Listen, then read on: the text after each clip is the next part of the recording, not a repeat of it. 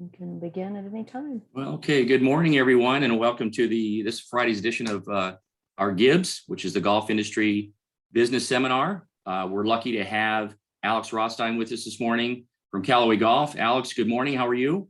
I'm doing well, Ed. How are you? Thanks for having me on. I'm doing fantastic. Today's seminar is basically the grass is greener on both sides of the business, and we're going to talk to Alex today about his transition from working at a golf course and growing up playing golf to moving over to the non-green grass position, and how that came to light and how that happened, and get a feel for that. I mean, as you all know, and if you don't, there's millions of golf jobs that are away from the green grass side, that are non-traditional, if you will, with golf club manufacturers, sales reps, allied associations, the list goes on and on. So we're going to talk a little bit about it today, and Alex is going to give the insight on how that worked and how he did it, and his success story. So a little background on Alex. He grew up playing golf. He was a really good junior player. He played in many AJGA events, amongst other things, and he graduated from the Golf Academy of America in 2010. He then went on to be an assistant golf professional at La Costa Resort and Spa from 2012 to 2015. From there, he went to Seattle, Washington to be the first assistant at TPC Snoqualmie Ridge. I knew that would be my toughest thing today, to say Snoqualmie, so I got that out. From 2015 to 2017. And Alex was elected as a Class A PGA member in 2016. Now, since then, and since 2017, Alex has been the green grass manager for Callaway Golf Company worldwide. So, Alex, congratulations on your career path and to your success so far. Thank you so much, Ed, for the warm introduction. And, you know, I just want to thank the PGA and you, Ed, and Nikki, Tom, everyone for asking me to do this. It's an honor, that's for sure. And while I have the opportunity, you know, it's the holiday season. So I wanted to just say happy holidays to all of my fellow PGA members out there and associates. And hopefully you all get some good time off, you know, with your family, and really enjoy this great time of the year. So thanks for having me on. Great. Thanks, Alex. Well said. And I echo those sentiments as well, too. Let's start with, how did you get your start in the golf business? Obviously, what led you to the Golf Academy? Start with that, because what led you there? Yeah, no, it's a great question. And it was maybe a little bit of an unconventional path. You know, I worked in the hospitality industry for a little while, and I worked, you know, doing some bartending and room service, and I had a passion and love for the game. And there was a period where I was licensed to sell insurance, and I was selling auto and home insurance, as well as kind of working in the hospitality business. And I told my girlfriend at the time, I said, this isn't, you know, I don't see myself doing this long term. I love golf. I want to get into golf, you know, and if we're going to work until we're 60, it's important. 65, hopefully we're around something we love, right? So I looked at the Golf Academy of America, and I went to Myrtle Beach for a semester out there and enjoyed that scene, and then transferred back and graduated in 2010 from the Golf Academy of America, you know, here in Carlsbad. And, you know, I loved the idea of, like I said, being around something I was passionate about, you know, to be able to make a living, and also to be able to help people enjoy the game, you know. So that was a little bit of my background. I started a brief business that was called Independent Golf Pros, and this is going to make a lot of people on this call probably not love it, but it was a it was a website where basically I'd give lessons at different facilities. But I quickly understood that was very that was frowned upon. It's like bringing a personal trainer to a gym, right? So that didn't last. But I was fortunate to continue looking and continue pressing, and was passionate about finding something. So landing at La Costa Resort and Spa as an assistant professional was the best thing that really ever happened for me. I got a shot, and then was able to work hard and kind of keep going from there. Well, that's great. So let's piggyback onto that. So La Costa is known around the world as a high-end resort, a great resort, Snoqualmie Ridge is also a phenomenal facility if no one's ever been there. So those are two great places to work. How did you go from there to off green grass to Callaway Golf? How did that transition happen? Yeah, that was fortunate, Ed. And a lot of it is about building relationships and I think connecting with the right people along the way, right? I moved from La Costa up to Snoqualmie Ridge because my director of golf at La Costa, who I looked at as a mentor, and one thing I think I should call out here, for anyone who's younger assistants who are just getting going, it's important to hitch your career and your path to someone that you feel like can develop you, and that's what I had at La Costa in a gentleman named James Hochrein. And he left for Snoqualmie Ridge and called me 4 months later and said, "Hey, I need a first assistant, come on up." And I did it because I wanted to continue to learn and grow. And I thought he was someone who could help me develop. So I ended up in Seattle for 3 years. It was a great experience. It was huge for my career development. La Costa was an interesting place in the sense that you had a private sector of it, you had public, and you had resort with 2 courses, tons of corporate events. So it was great for my development there. But I wanted to get over to the private side and I wanted to learn, so that's how I ended up in Seattle. Now, to answer your question, I got my Class A in 2016, and I think I was about 31 at the time. And I'd been working under James for about 5 years, I think at this point, 5 or 6 years. So I was ready to make the jump. And it was either I had an opportunity for a head professional position in Arizona, but at the same time, I loved San Diego. My family was here. Southern California was here. So I would be looking on these sites, and I saw this position posted for Callaway that essentially was to help support and grow our relationships with PGA professionals. That's what my role is here, is to give our sales reps the tools to partner and take care of with as many golf pros as we can. And I applied for it. I wasn't qualified for it, I'll say that. But what happened is that at La Costa, I had a fair amount of my members. I ran all the men's programming there. So I ran the Saturday morning men's game, and some of the executives here at Callaway were members there.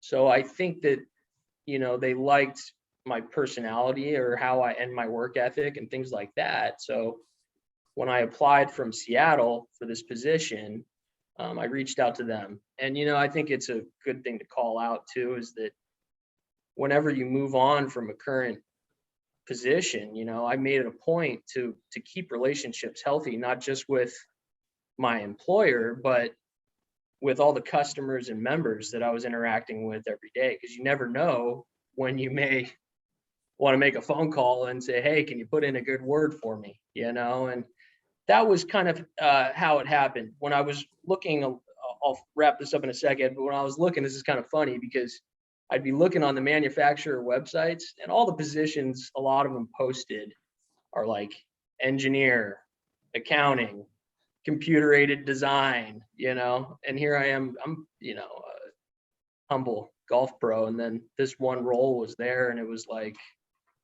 perfect, so very, very, very fortunate. That's kind of how the transition went. Oh, that's great. And it's funny. I was talking to a young professional yesterday for a little while about this subject, about wanting to leave the green grass side and pursue other opportunities at places like Callaway and other companies, And so it was a great conversation. This is thanks again for being here today and helping us understand how great it is to be you can work on both sides and still have a great career and a great living. So with that said, what are some of the differences, Alex, between working at a course and now working for Callaway Golf, other than weekends off, if you will? Well, there's a fair amount, but Ed, I want to clarify something. I think all of the golf pros think that we're all just like hanging out on the weekend, but I put in a lot of hours on the weekend. I swear I do. You know, there's a fair amount of differences. I'd say first off, I'm jealous and I miss my old office at times, you know, being able to just walk out from my desk and go hit some chip shots or go and walk the line of the range and take 15 or 20 minutes from kind of the grind and go out and shake some members' hands. That the office is a big difference. I'm in a big building with a lot of offices and people all around you, and so it's definitely a different work atmosphere. I'd say in regards to executing different projects, I've had to learn a fair amount of patience here in my current role. You know, there's a lot of layers and a lot of different people that need to sign off on things when you get into a big corporation like this. So, and you have to rely on a lot of people in a lot of different departments to execute a lot of the projects that you're working on, which is fun because it's a good exercise in relationship building. But when I was a golf pro and I wanted to say implement a new standard operating procedure for putting, you know, new tees on the tee boxes or, you know, something with the outside service staff, I did it. You know, that was it. I would say, all right, this is the new training procedure, and that was it. You moved on. So that's a big difference, I'd say, you know, is just learning to motivate the right people and get them to like you within the building to get things accomplished. I'd say another big difference between working at Greengrass and in my current role is the competitive. It's incredibly competitive within this building. You know, we want to and strive and really think we do make the best product in the business. And what we're constantly doing is our friendly competitors down the block and us, you know, we're always trying to get a little bit of an edge on each other, right? And it's fun. It's a ton of fun. And that comes with creating desirable programs, you know, to help our partners sell more product, recruiting people to our team.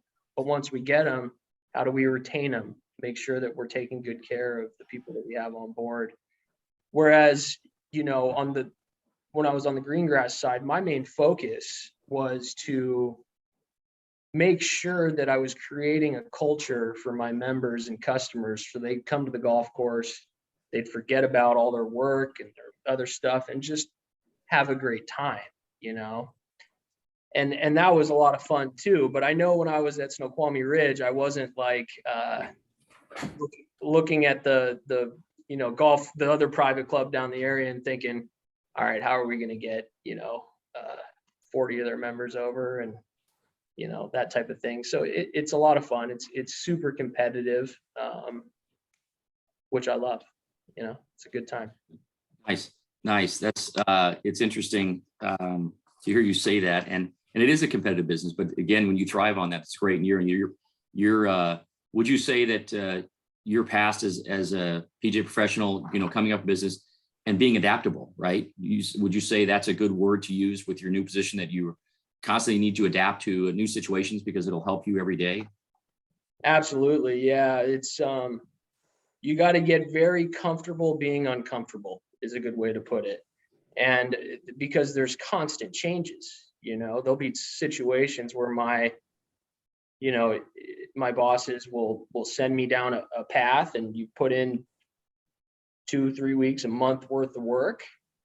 And there's a pivot from that. And then that's not happening anymore, you know, and I don't get resentful. I don't get angry. I just understand that it's the nature of the business. So yeah, absolutely. There's change every day, lots of curveballs and things that come our way. But it's the same when you're a golf pro. You know, there's the tournament software stops working. You got to dot scorecards by yourself, whatever it may be, right?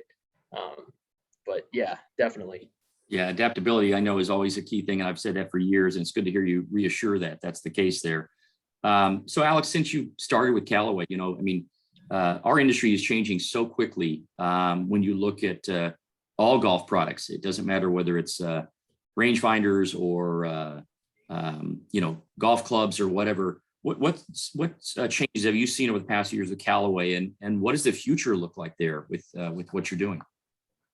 Well, there's a lot of changes. I started May 1 of 17, and we've had a lot of changes in regards to the company in particular. One that I want to highlight, and one of our biggest initiatives that's been going on lately is our commitment to the golf ball category. And we've invested a ton, $50 million plus into our ball plan in Chicopee.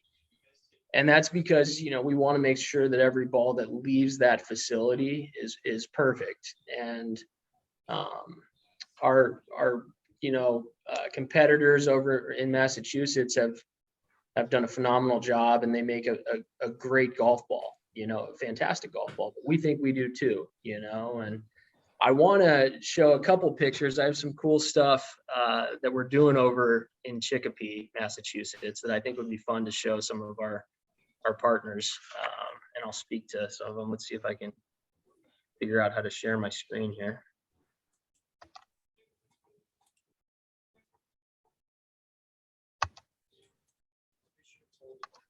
It's exciting to see because we know how far golf technology's come. So anxious to see some of these unique changes here. Yeah, it's pretty cool stuff. See if can we see that now? There we go. Yeah, perfect. Cool.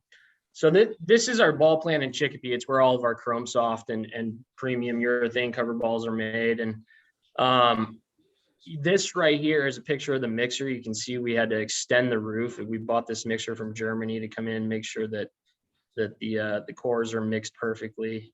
But the biggest one that we wanted to make sure of, and I know there's probably some golf WRXers in here, and we'll be the first to admit and say when we aren't perfect, and we never are, but we want to be as close as possible. So this right here is a 3D X-ray machine. Every single Chrome Soft ball that leaves our faculty or the facility is X-rayed in 3D to make sure that the core is perfectly centered. There are quality control checks that are going out the door for everything. And, it's fun for us as a sales team, to make sure that we know our products is perfect when it's leaving, right? It's kind of an interesting, culture here in the building. And, our R&D spend is as much or more than anyone in the business. And when I get shut down for wanting to spend money, Ed, you know what I say to Chip or to one of them? I said, where'd the money go? It was all the R&D, I'm sure, right? So they get the lion's share of all of that. So that's been a big change within the facility that we're excited about. In addition, let me see if I got any other cool pictures here that I can share. That's kind of a fun one, close up of the balls being checked. So that was some fitting stuff, but so also in regards to big changes within the company, since I've been here, we've bought and added OGO, Travis Matthew Apparel, Jack Wolfskin, and Topgolf to our portfolio of brands. So that's been incredibly exciting. It adds to our resources, and it kind of turned us into a growth company as well. If you look at club manufacturers' revenues year over year, we've gone up some because of the boom with the pandemic, but a lot of the growth, and that's come with more rounds and more people coming to the game, which is great for all of us. But to grow your business, it's smart to diversify, and have other channels of revenue to come in. So we've seen through the lifestyle brand with Travis Matthew, and now Topgolf was huge. We're opening new facilities around the world, and that provides an additional revenue stream so that we can, on the club side, push the envelope because we have revenue coming in from other areas, right? And even if we miss on something, which happens, we're going to be okay. And we're going to be just fine, which has been a great and exciting change for us as well. I guess when it pertains to my role, which is our staff programs, when I started in 2017, they assured me it was a huge initiative in the building, and it has been. We've more than doubled our staff at Greengrass and off course since 2017. And the culture and belief within the building is that the future of golf is in the Greengrass channel. And also and that all hinges on our relationships with PGA professionals. The reality is that when you partner with a PGA professional and get them on your team, the impact on our business is huge, because the members and customers all trust you. They all trust you. So the biggest initiative for us is to make sure, and this is my main job, is to make sure that we're creating a culture that makes our partners feel like family, but we're also helping them sell more product and make more money, and we're making more money, right? So it's a win-win for everyone. So the growth of the staff program has been a lot of fun. It's keeping me more than busy. I would say those are some of the things that, some of the big changes. With regard to the future, it's a very long-winded answer, Ed. I'm going to let you talk here in a sec, I promise. The future, I think is bright for Callaway, but also for the golf industry as a whole. We've been very fortunate compared to some other businesses like hospitality or whatever it may be. I know all that's starting to rebound, but I know I'm grateful, and I think we all should be. It's been a lot of work. But I see the future for Callaway. I mentioned those companies that we've purchased. We're going to keep pushing the envelope to make great product. One fun thing that I think we'll all see in the next 10 years or so is technology on driving ranges. More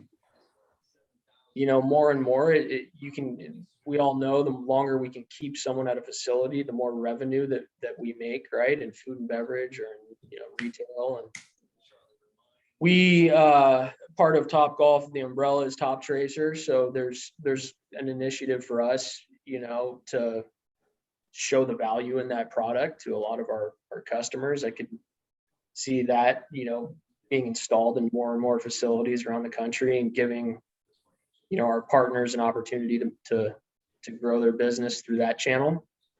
I mean, in this day and age, everyone is technology, right? You want instant results. You want to see how far you're carrying that 7-iron, and I could see that as a big thing for Callaway going forward. And then just continuing to have fun. We work in the golf business. We're not, selling insurance or something like that, right? So just continuing to have fun and take good care of you guys. We'll be all right. Alex, that's refreshing to hear. And I'm sure when you were selling insurance, it was like watching paint dry, and you're like, what the heck am I doing? I need to get into a life where I can enjoy what I do and love it. And you've done that successfully. So congratulations on that. And what's also here is how much there's many PGA professionals that work outside of the green grass side of the business that don't interact with PGA professionals and every day, that do many different things. It's so refreshing, exciting to hear that your main job, the main portion of your job is working with PGA professionals. I mean, that's exciting, and your fellow professionals. That's really neat, and across the country. That's a wonderful thing to hear, how connected you are with professionals across the country every day. Speaking of which, that's going to take me to my next question here. Tell us about some of the unique and exciting things you get to see and do working in a company like Callaway. And I'm going to throw in a couple names there, a few major winners, a few top players in the world with John Rahm, obviously Phil Mickelson,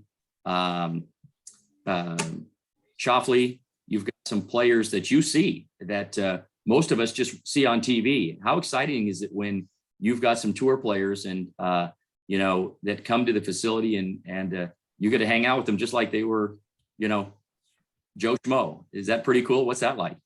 Yeah, you know, it's a lot of fun. Definitely fortunate. You know, it's we don't see them as much as everyone probably thinks. I mean, we do get to see them from time to time. Not all, you know, they're not all based here, but yeah, it's awesome. And you know, in general, we get to see some fun stuff here in the building. We have an indoor test range for our golf balls where it's a huge cannon. You've probably seen it, Ed, on one of the tours, right?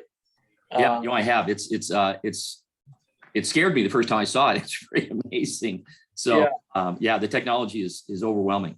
Yeah, it's a huge building and a monstrous R&D department, but essentially this machine we have is testing the cover of golf balls and making sure all of our for R&D for our balls that we're going to make 4 or 5 years out. And it fires anywhere from like 80 miles an hour to like 220 or 230 or something. And there's cameras that take pictures of the ball and how it's spinning throughout the air, making sure the lift and drag is right. It's fun stuff like that. You know, browsing Pro Tour, I go walk down there and you're checking out spec sheets for, you know, John Rahm, or looking at his wedges. He stamps his kids' names on there with Rombo and Anthony Toronto. If you guys don't follow him on Instagram, he's a fun follow. He does all of our art stuff for tour. Going down there is cool. And just looking at some of the specs that these guys request and how detailed it has to be for our tour players, because they know the difference between a half degree, you know, and loft or lie, and they'll see it and feel it. What else is pretty cool? Yeah, ECPC. I'll tell a story real quick about Phil down at ECPC. He likes to come. Phil's a tinkerer. He loves to come down and he loves product and gives feedback on product. But a little while ago, he was hitting drivers before Riv or the Genesis, and I'm not breaking any news here that Phil all the time doesn't hit the ball as straight as some of the other players out there. But if any of you have been to ECPC, it's a wide range, you know. And he couldn't keep the ball on the range with driver before, I think it was the first round at Riv. And he was testing new stuff. I think he was trying some different things with the swing. He started to find it a little bit, but we were like, oof, this is going to be rough first round for him. So he gets on his plane from Santa Monica and flies up to Riv and shoots, I think, 62 in the opening round. So just fun little stuff like that, you know. And then what I love the most about my role, or what's exciting for me, is building relationships with new professionals around the country. And I'm fortunate, and we are fortunate to have some great relationships around the country. So I've gotten to play and travel to some pretty special places, you know, where we have a good partnership, and, you know, grateful. A lot of fun. That's great to hear, Alex. So basically, if I'm hitting it sideways, I should still have hope that I could get out and shoot 62. Oh, wait, no, never mind. Forget that. Just real quick here, I got a couple more questions for you, and then we're going to open it up to questions, or anybody wants to put anything in the chat box that Alex can answer your question today. Or if you have anything that you want to talk about, that's great, regarding working on the non-green grass side of our industry.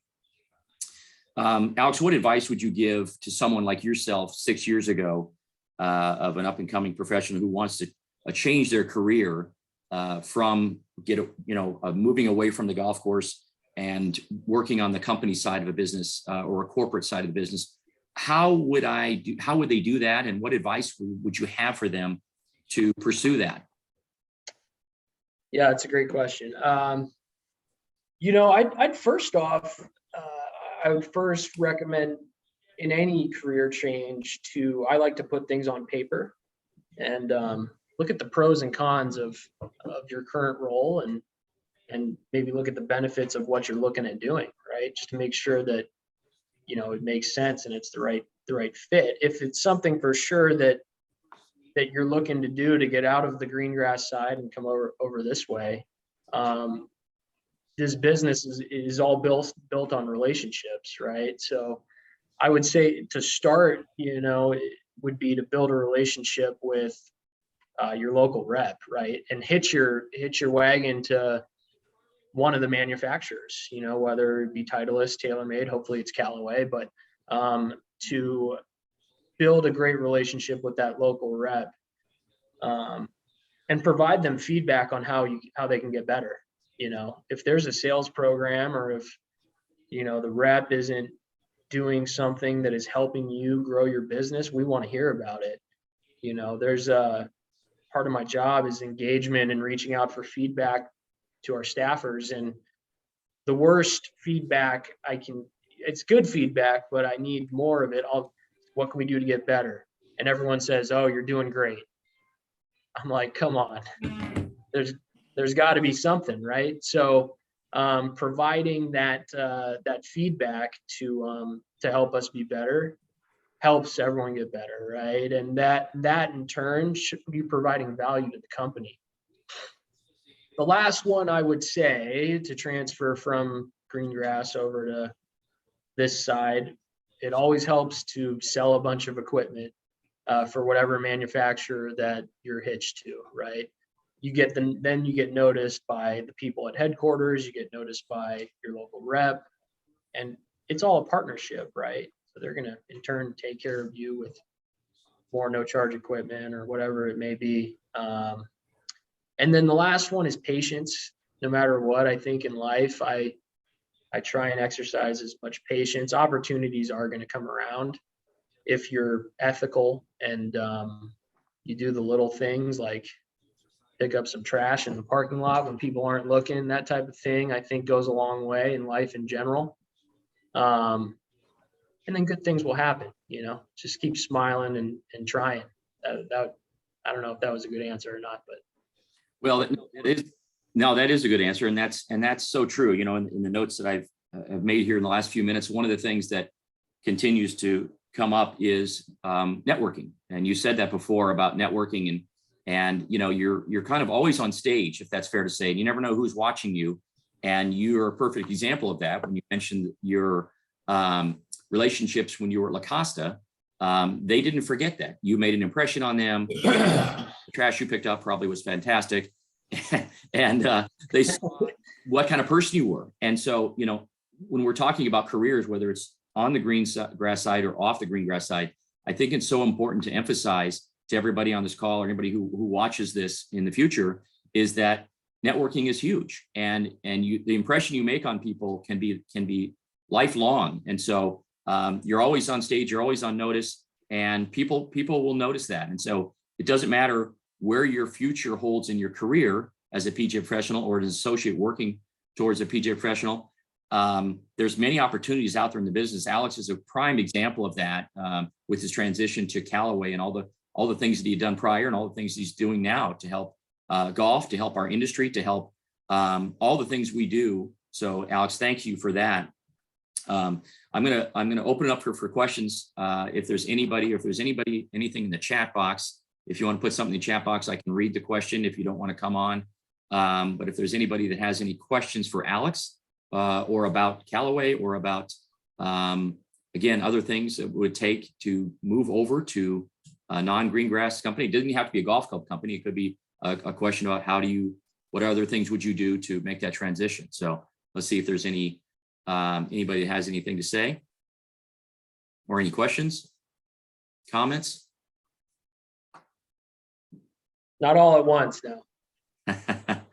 Well, you spelled it out pretty well, Alex. So, but I'm gonna talk about a few other things here, and if there's any other questions or comments come in, or anybody raises their hand, I'd be happy to call on you, or Alex can call on you. We can go from there.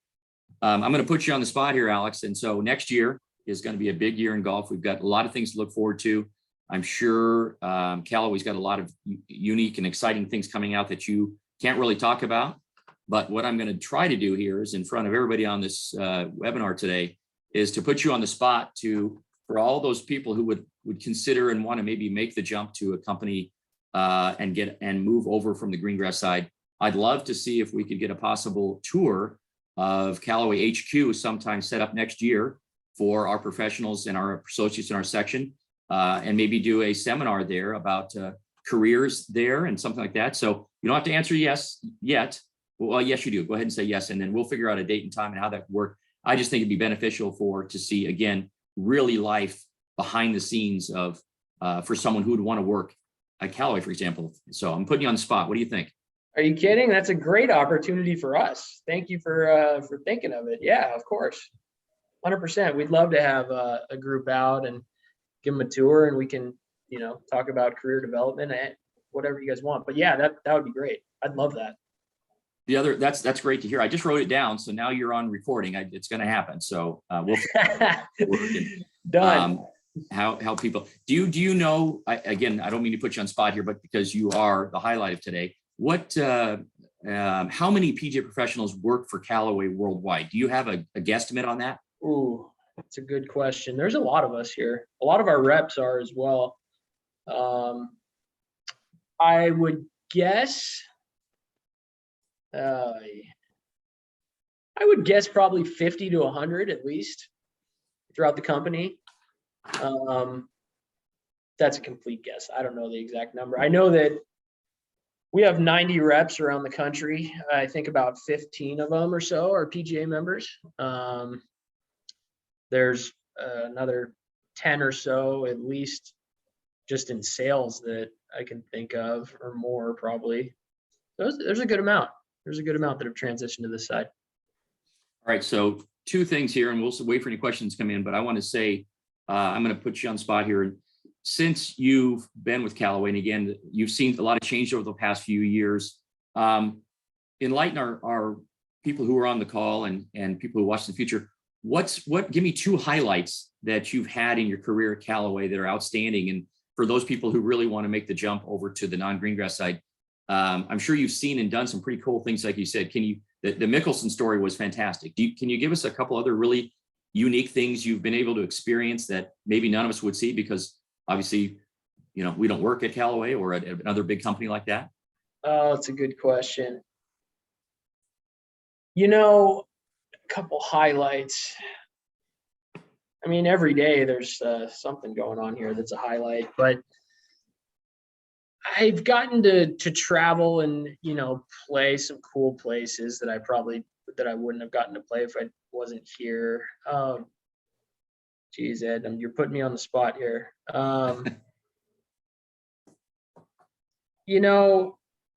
I got to go and play a course called Friar's Head on Long Island, which was a lot of fun. That was cool. How about this? I don't want to sound like I'm bragging here, but just getting to interact with Roger Cleveland. He hosted me and some other people up at Los Angeles Country Club, and I'm like, what is this guy who was, who was working trying to sell insurance, and I've kind of just feel like I've gotten lucky to be in the position I'm in, and then I'm sitting with Roger Cleveland having lunch and getting to play Los Angeles Country Club. It's a pinch me moment, right, where you just have a ton of gratitude. And then, I don't know. That's all I got. There's a lot going on. No, that's great. It's wonderful. I mean, obviously you lit up like a Christmas tree when you were talking about how those experiences are so special and so amazing. So thanks for sharing that with us. Yeah. There is a couple of questions, and I'm going to read a couple of things in the chat box. But Nikki, do you have a question for Alex? I did. Thanks, Ed. Hey, Alex. Hey, Thanks Nikki. for a great presentation. So happy that you joined us, and good to see you again. So very obvious how Callaway can help the industry and help our PGA members, bringing in great product to sell and helping golfers become better. All that you do for your staff program and all your staff professionals. But how could we as a section help Callaway golf? You all are right here in our backyard. How can we leverage that, and how can we help you and help the brand of Callaway?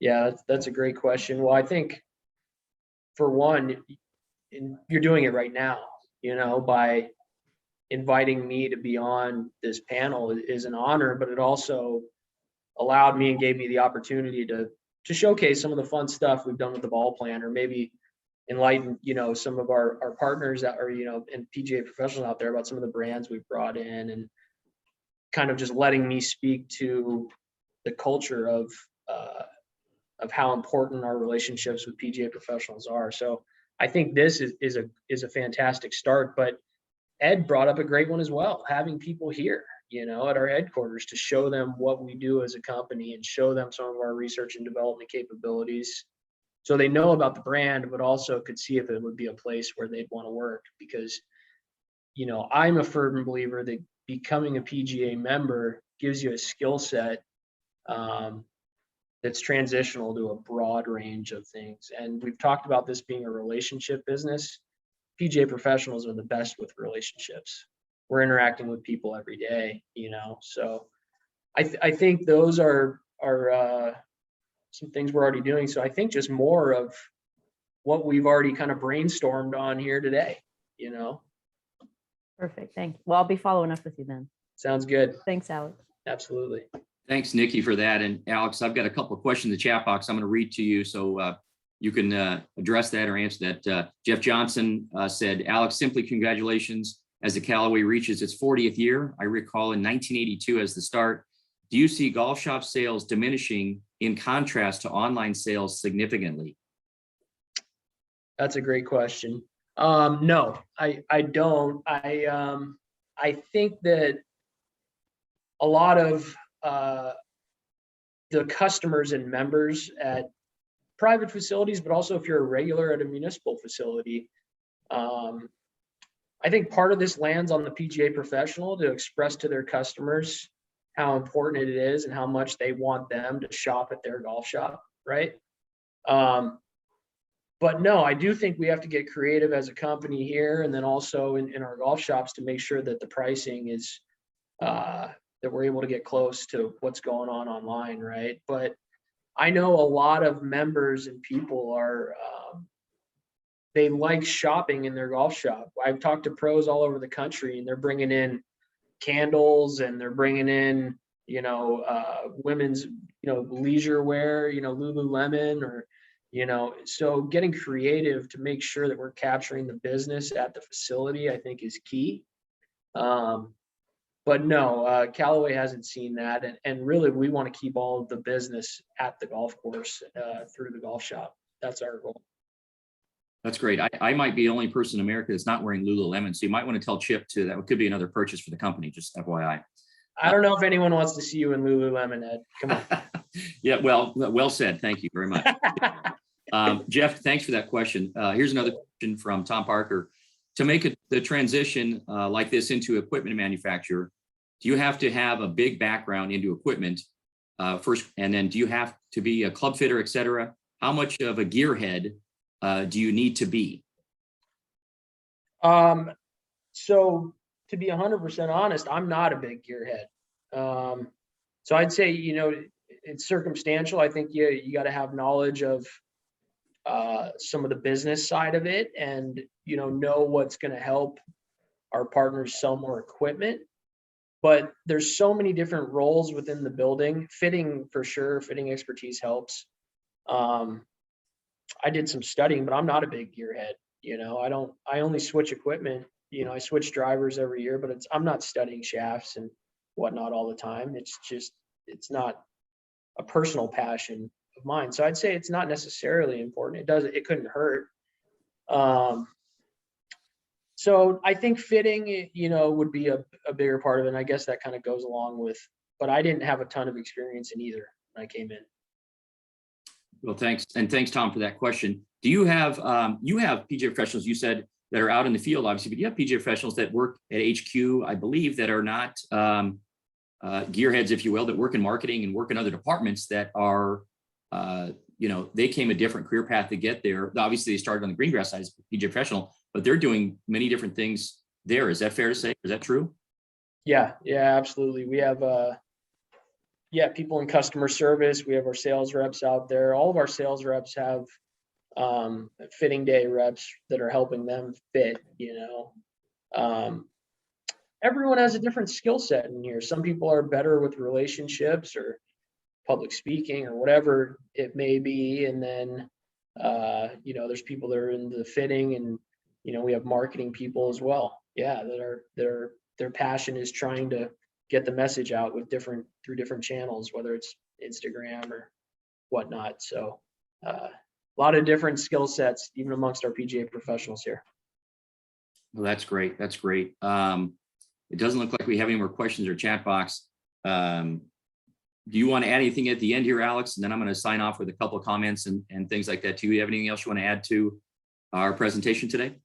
Oh, well, no, I just, once again, Ed, I want to thank you for this opportunity. This has been a lot of fun and you know, an honor for me really to get to come on this and talk a little bit about it. And like I said before, just happy holidays to everyone. And thank you to everyone out there who's supporting our product. And, you know, if anyone has any questions that's out there or wants to reach out to me about anything, whether it be, you know, staff partnership or anything, I'll give you my email. It's alex.rothstein, ROTHSTEIN @CallawayGolf.com. And I'd love to connect with you. So thanks again, Ed. This has been great. Yeah, that's great. Here's another question. Jeff Johnson says, we're sure happy to acknowledge Monica Stratton as our club fitter of the year. So thanks, Callaway. Thanks for that, Jeff. It's funny, Monica, from what I know, well, Monica used to work for Callaway. And so, yeah, congratulations to Monica as well. Absolutely. Yeah, Monica's a great partner of ours. And I know one of the best and most respected club fitters probably in the country, really. So she is awesome to have on our team. And congrats, Monica, if you're watching. Thanks for all you do.